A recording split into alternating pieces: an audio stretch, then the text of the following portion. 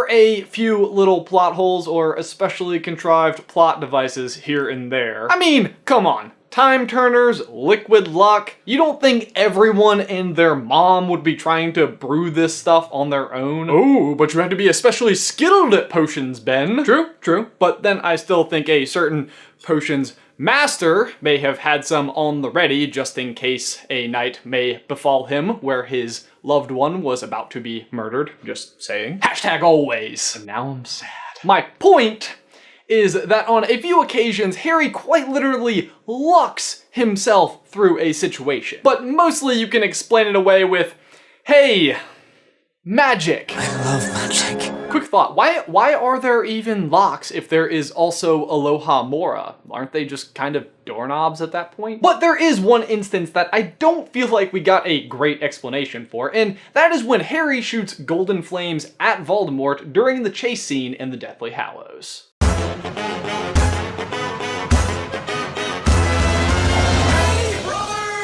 Have we not even gotten to the intro yet? But seriously, Voldemort is right on top of Harry. His plan has worked out magnificently. He was even able to correctly sort out the right Harry out of 7 when all of a sudden, boom, out of nowhere and never to be seen again, golden flames to save the day. Voldemort loses Lucius's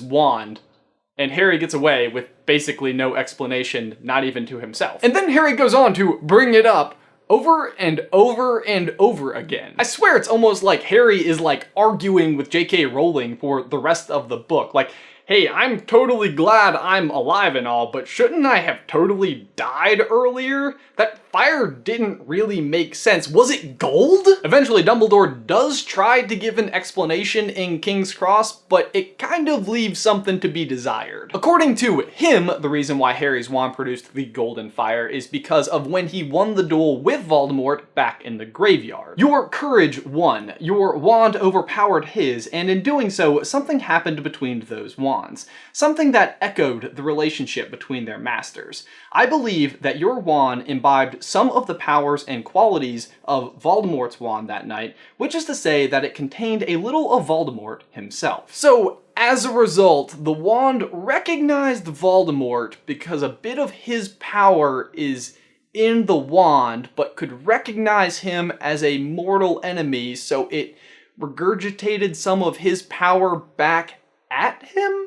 And if you're thinking, I don't think that makes a whole lot of sense, I tend to agree. Seriously, here's how complicated it is. I had to write it down so that I didn't miss anything. So the twin cores meet and Harry wins, but his wand gets some of Voldemort's power, but not his wand's power, Voldemort's himself. But Voldemort doesn't get Harry's power because he lost the duel, even though Harry wins by literally pushing his wand's power back into Voldemort's, and then when Harry is being chased, his wand recognizes Voldemort himself, even though the wand it fought isn't present just because it fought Voldemort once before 3 years ago. Yeah, that's simple. It's all a little convoluted if you ask me, and even Dumbledore himself admits that he doesn't know exactly what happened, this is just a guess. Which, if you ask me, is an open invitation for the reader to try to figure out what happened, and I'm about to RSVP. Here's what I think actually happened. I think Dumbledore was partially right in that Harry's wand was regurgitating some of Voldemort's power. But that power didn't come from the duel in the graveyard,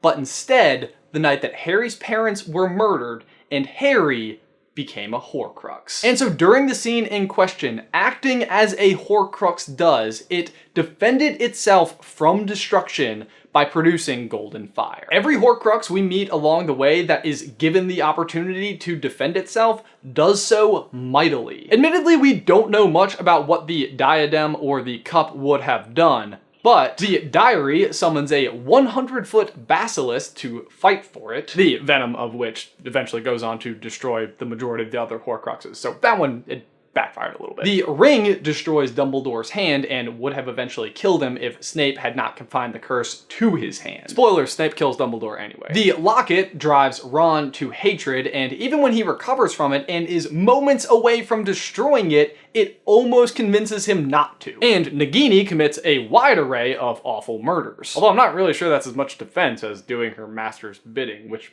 is her favorite hobby, which is an actual canon fact on Pottermore. And then we have the piece of soul inside of Harry, which uses its host to produce golden flames in the face of absolute danger. Would a Horcrux discriminate against who was trying to destroy it, even if it was its creator? Now, if this is the case, there are a few other situations that need explaining. First is in the Forbidden Forest when Voldemort successfully hits Harry with the killing curse. If our theory is true, why wouldn't the Horcrux defend itself then? Well, because even though it's from Voldemort, it is a part of Harry, and Harry even says himself in King's Cross, "I should have died. I didn't defend myself. I meant to let him kill me." And Dumbledore responds, "And that will, I think, have made all the difference." Exactly. At that point, Harry wanted to die, or at the very least was willing to. So the Horcrux accordingly did not react, unlike the chase scene when Harry very much wanted to survive. The other situation is in the Ministry of Magic just after Sirius dies. Harry chases Bellatrix upstairs to attack her, only for Voldemort to show up and give him a bookly hissy fit about how he always ruins his plans, and then attempts to kill Harry. By kill him, I mean he successfully aims the killing curse at him. Harry has his wand in hand and cannot react fast enough to defend himself. Spoilers, Dumbledore saves him. But here's the thing.